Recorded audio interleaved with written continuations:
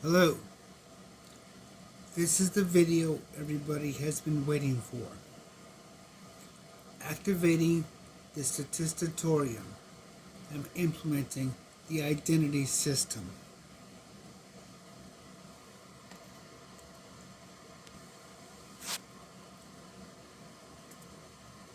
I'm now in my VPS, so let's start with the process. Let's run the update.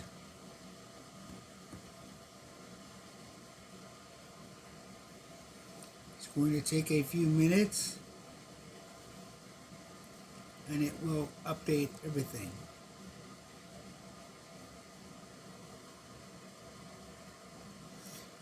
Now we're going to run it again because a lot of changes have taken place.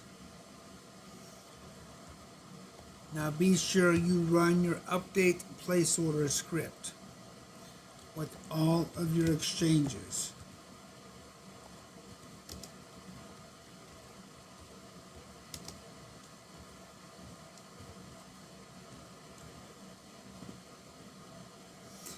Now that everything is up to date, we can now check to see if the Statistatorium is working properly. So now in a web browser, you type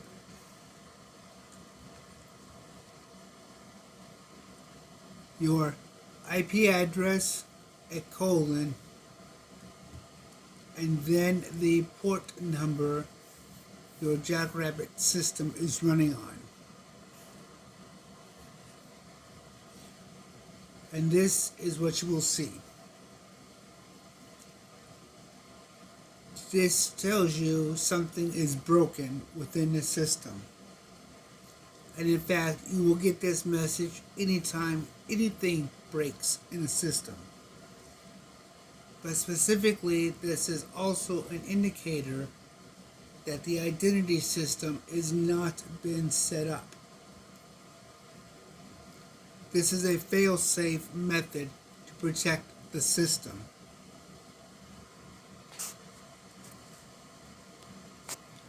Once the identity system is properly set up, this is what you will see appropriate to your own configuration files. So from here, let's go into how to get to this point.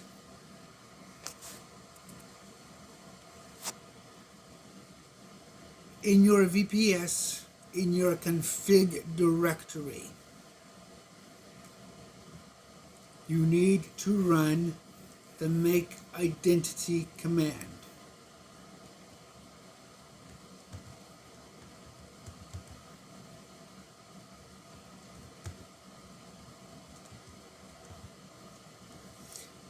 Let's see first what it does. That's what it does. It creates a very long, nasty identity. Now, the next step is to make a file that will keep this so you can update all of your TradingView messages. So you put an arrow,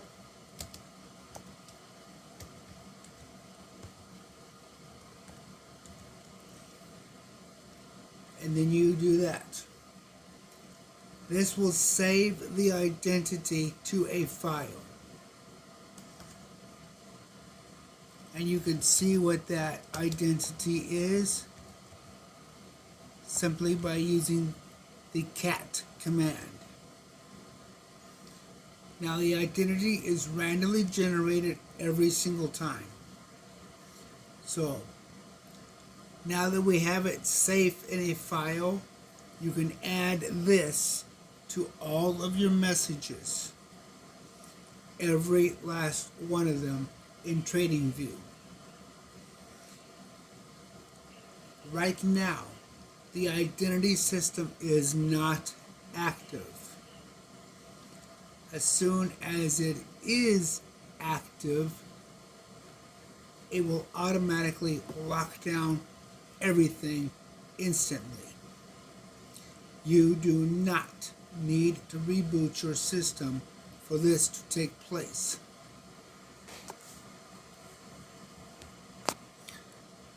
Once all of your TradingView messages are updated, then you simply copy the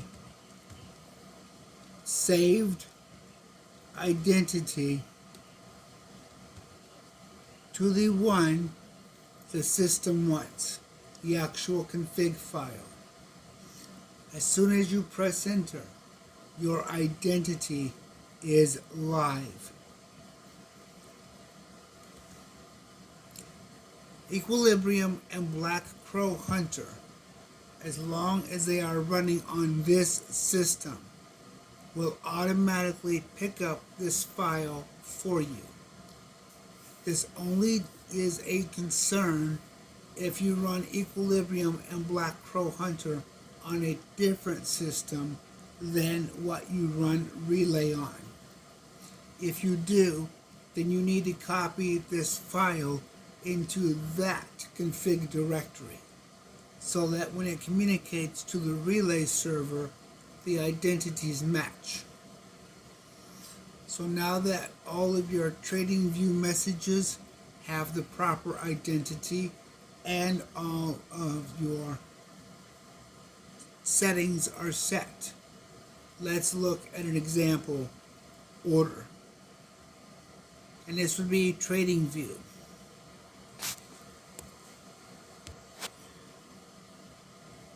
You can put the identity anywhere in the payload. It doesn't matter.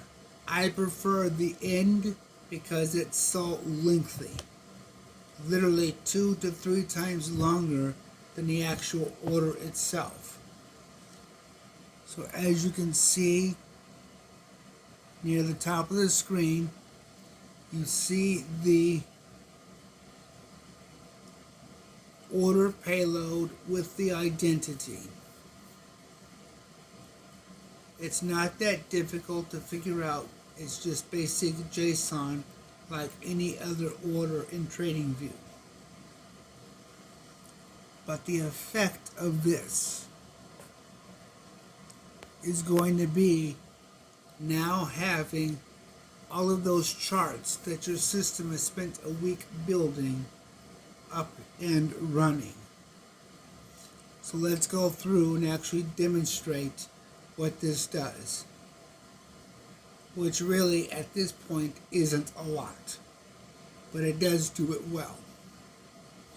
So I'm going to go to FTX Exchange.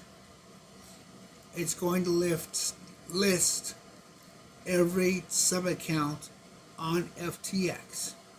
Now these are my test accounts, so that's not bad. Let's go and let's pick one. And here are the various charts associated with this account.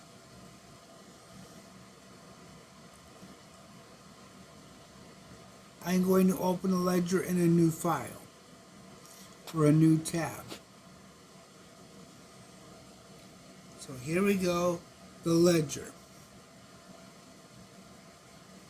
Remember, this is a zero-based system. Anything below zero can be regarded as capital losses. Anything above zero can be regarded as capital gains. This uses the exchange's values only, not Jackrabbits. So when it pulls this information, this is what your exchange would report on your 1099K.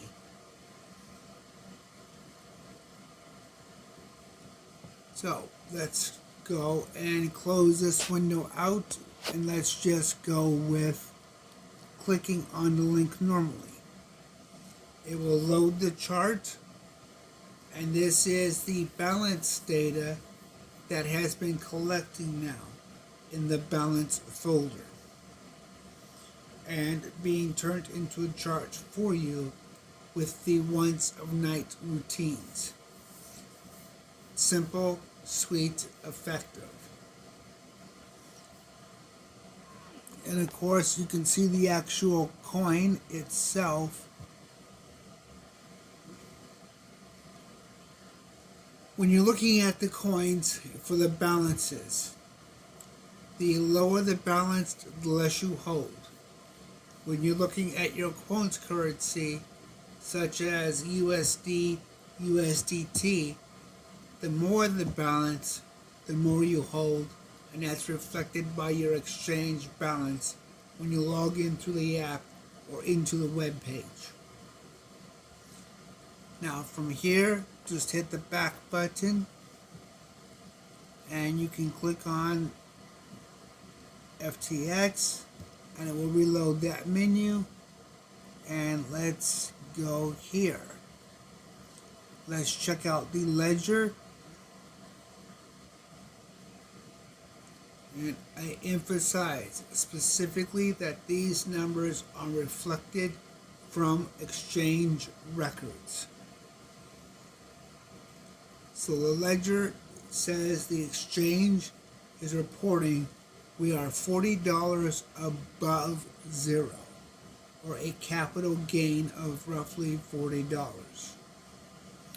This is important to be aware of because when you actually look at the balance,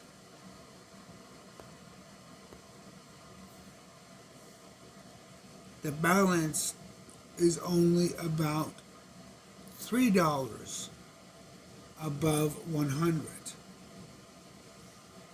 So the additional $40 comes from a whole wide range of everything in the ledger, not just one particular thing. So you need to be aware of this unusualness when you're looking at these charts. The ledger counts all sales final, whether it's on the purchase side or the selling side. All transactions get counted by the ledger, and they are pulled from the exchange records. It's weird looking, but it does make sense when you start auditing your records. Now for the ledger files, all Binance systems, all KuCoin systems, and all FTX systems should work just fine. Any exchange I have not listed may not work because I need to have one line from that ledger to program the system to recognize it. So if you're using an exchange and you want the ledger system to work that's not supported, please send me a private message with one line from your ledger. This must be private because it may contain information that may compromise your account. Okay, let's go look at a much busier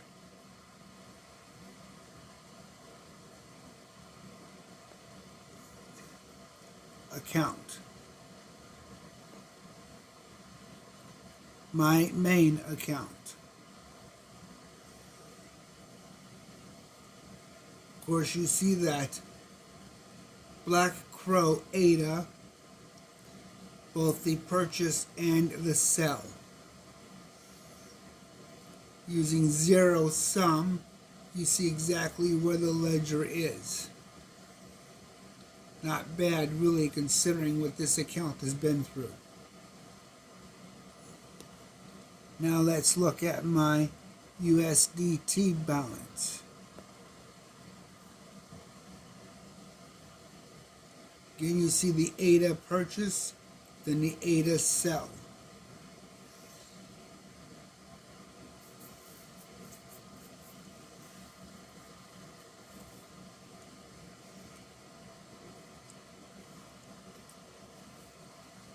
Now let's check out the coin that's been a pain in my keister.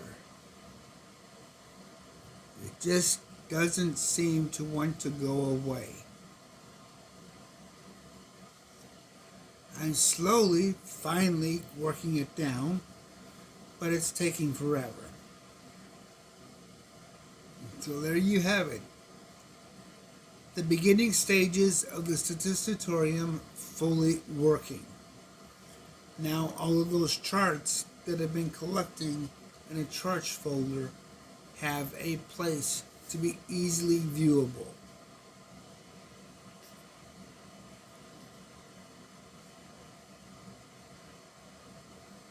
And you will see a lot of interesting things as you start studying these charts.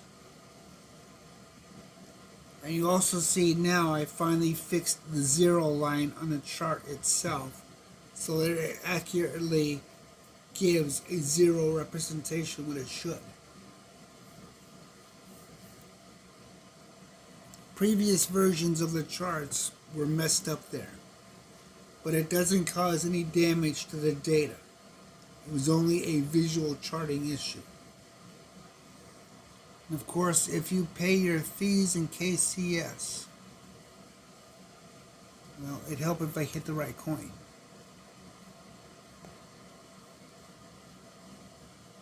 You will see something like this. The benefit to this is you actually see days that have higher transaction levels versus days that have slower transaction levels.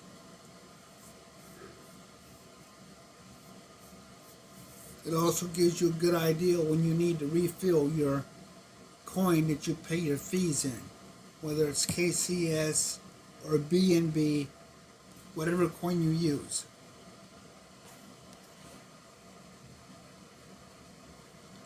Here's another coin that's been problematic for me.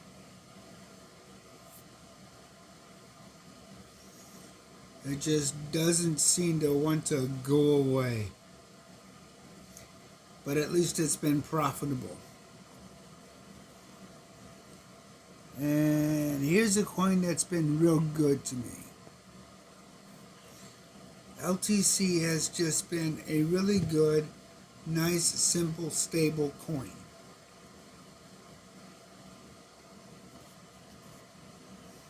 And of course my wildcard coin that I really didn't expect would do very well. And it's turned out to be a real big surprise.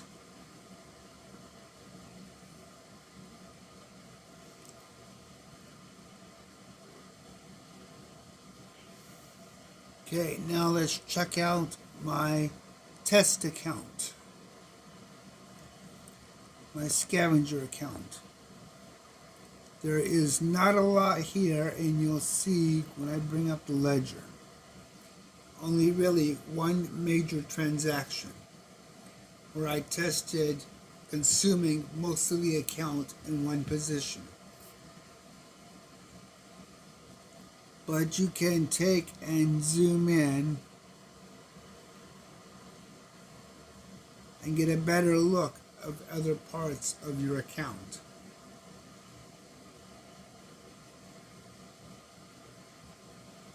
So it's doing pretty good, really, considering what I've done to this account. It's been through a battering ram, that's for sure. Now, I will warn you, any account that you have, even if it's sitting dormant, will generate charts. And they will literally just be sitting there with whatever you have in them. If it is in the config folder, a chart will be made for that account. So you may want to either rename it or move it out of the config folder if you're not using it for a while, but you don't want to delete the APIs. And most of the time you don't, just because it's a pain to actually go through the process of having to remake everything like that. so you can copy the config files to another directory for safety, and it won't generate dead charts. So there you have it, the Statistatorium at its current best. Now it will continue to improve over time, but leave me comments, suggestions, ideas you'd like to see this develop into. And if you have any problems getting it set up or any questions about it behaving weird, drop me a line either on the support server or leave me a comment on this video. Just remember, take your time, and I do have a document in the GitHub already that goes through, talks about it, and talks about all the commands as well, along with multiple demonstrations of how to actually use the command and setting it up, including how to set up a safe file so that you can then use this information to update your TradingView messages without causing losses. And then of course, after you've updated your messages, you see the commands you need to activate the identity file. It's not really a difficult process, just a tedious process for TradingView messages. So that's it for now. Let me know if you have any questions or issues. Until next time.